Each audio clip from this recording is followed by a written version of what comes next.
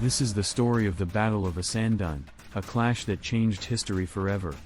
In the year 1016, two mighty armies clashed on the fields of England. King Edmund Ironside of England faced the formidable Danish invaders led by Canute the Great. 1016 and all that, the Battle of Assandun and the road to Hastings. Battle of Assandun and a brief period of Viking dominion in England. We look at the events of 1016 and the battle itself, as well as considering how this encounter helped set in motion the twists and turns that would culminate in the rather more famous Battle of Hastings 50 years later. Background stuff. The last time that England had been seriously threatened by the Vikings was in the 9th century, with the various Anglo-Saxon kingdoms all falling to Viking conquest until only Wessex was left. Alfred the Great was infamously reduced to hiding in a swamp and burning cakes until he emerged triumphant to defeat the Vikings at the Battle of Edington in 878 and started the process towards creating a united Anglo-Saxon England. Things would get better for Alfred after burning his cakes. Alfred's dream was completed by his successors, with an almost unbroken run of success leading to the Vikings being removed as a serious threat. By the reign of Edgar the Peaceable, 959 to 75, Anglo-Saxon England was enjoying something of a golden age, with Edgar so dominant he never needed to go to war, protected by a giant navy patrolling England's coast against any potential invader. However, there was a rather dramatic reversal of fortunes with the reign of Edgar's younger son, Ethelred the Unready. The experienced leaders who had ruled the country so well for the past few decades died, most notably the Archbishop of Canterbury, Dunstan, and the country started to be beset by internal divisions and court politics. More seriously, the Vikings were back, but now no longer in the form of disparate raiders but an increasingly united front as Sven Forkbeard established himself as King of Denmark. Ethelred the Unready proved unable to deal with the Viking threat.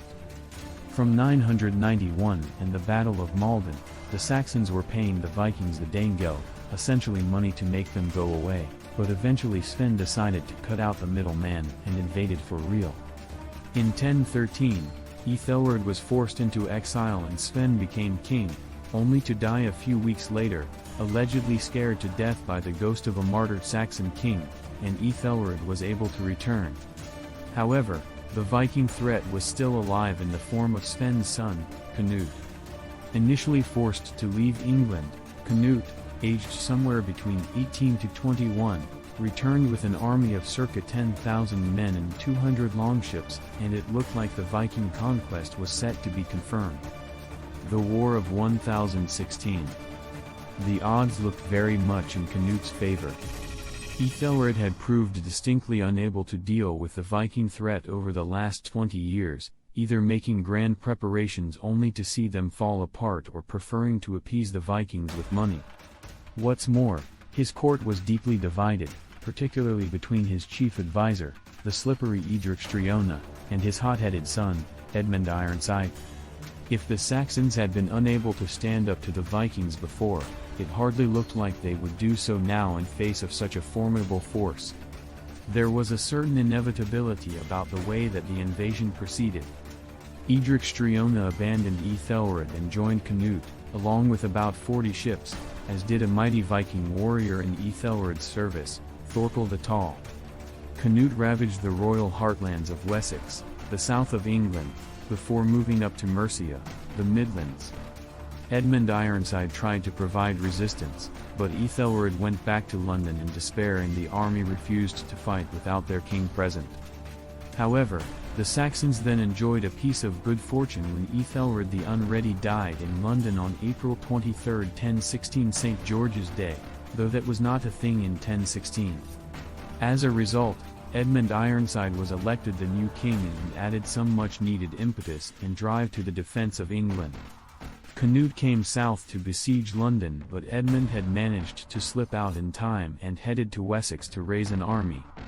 The fight back was on.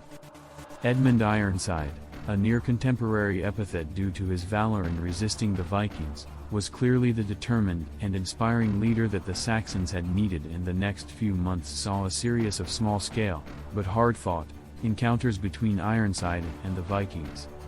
The first two encounters, Penselwood in Somerset and Shurston in Wiltshire, do not seem to have been decisive for either side, though for the Saxons the defeats had at least been seen off. More significant was his success in relieving the siege of London, driving the Vikings out and then defeating them in battle at Brentford. Heavy losses forced him back to Wessex to raise another army and allowed the Vikings to resume their siege, but Edmund was soon back to drive them out again and defeat them at Otford, Kent. It now seemed that Edmund Ironside was an Alfred in the making. With 2 victories to his name, the tide looked like it might be turning. Ever the opportunist, Edric Striona now came back to the Saxons along with vital troops. If Edmund Ironside could just inflict one great defeat on Canute, the war could be over. The Battle of Assandun. Perhaps one of the difficulties with the remembrance of the battle is that historians are still unsure about where it actually took place. It is common for there to be a degree of uncertainty about battle locations. Even Hastings has seen its exact location continue to be debated in recent years, but for Assandun, even the town is uncertain. The battle definitely took place in Essex, but it is not clear whether it was at Ashington, near Rochford in the south of the county, or Ashton, near Saffron Walden in the north, though Ashington tends to be the favored site. Either way, Edmund Ironside pursued Canute and his army as they were returning to their ships after ravaging Mercia. Unlike the Battle of Hastings, we do not have such a rich series of primary sources describing the battle, certainly nothing as vivid as the Bayeux Tapestry, so it is not clear of what size were the armies or how the battle came to take place. However, there are contemporary accounts, both Saxon and Viking, which agree on the finer details. The Vikings won, the Saxons suffered heavy casualties, and Edric Striona betrayed Edmund Ironside. Firstly, the Anglo-Saxon Chronicle. It goes on to lament the various leading figures who fell in the battle, which it describes as all the best of the English nation. It is interesting that the pro-Canute source, the Encomium Ma Reginae, commissioned by Canute's later wife, supports this account, describing Edric as convincing his troops to flee the battle not out of fear but in guile, and what many assert is that he had promised this secretly to the Danes in return for some favor. Edmund, in contrast, is credited with giving an heroic speech before the battle in which the Saxons would be utterly defeated. Aftermath of the battle. A medieval depiction of Edmund Ironside and Canute in battle. In reality, they resolved the war through dialogue. Not all the best of England had fallen in the battle, as Edmund Ironside himself survived, though wounded, perhaps mortally. Perhaps hoping to link up with allies in Wales, Edmund went west and was pursued by Canute to the forest of Dean, where they met and came to a settlement. Reminiscent of Alfred and Guthrum in 878, Edmund Ironside would keep the south, effectively Wessex, while Canute would have Mercia and Northumbria, and when one of them died the other would become king of the whole country. Perhaps not surprisingly, Edmund Ironside was the first to die, just over a month later on 30th of November. Possibly he died from his wounds, possibly he was poisoned. The most remembered account is that he was impaled from below with a spike while sitting on the toilet. Canute was certainly ruthless and perfectly happy to kill off his rivals, but he seems to have been rather in awe of Edmund, a good 5 or 6 years his senior. He even visited his tomb on the anniversary of his death and laid a cloak decorated with peacocks on his grave to assist his salvation, peacocks representing resurrection. The man blamed for the murder was Edric Striona, who would eventually be murdered himself by Canute, according to some sources, because he found out that Edric had killed Ironside. Edmund Ironside comes to an unfortunate end sitting on the toilet. Unlike William the Conqueror 50 years later, Canute would portray himself as the model Anglo-Saxon king, with his conquest representing a more peaceful merger rather than a foreign culture being imposed on the native population. He was the most powerful king of the age, ruling England, Denmark, Norway and parts of Sweden. However, just 50 years later there would be another conquest of England, with both Viking and Saxon dynasties ousted by the Normans. So, how did we get from 1016 to 1066? Canute presented himself as a model Saxon king. The road to Hastings. The events of 1016, and the previous 2 decades of Viking raids, were momentous in and of themselves, but they would always set off a series of chain reactions that would help to shape the famous events of 1066.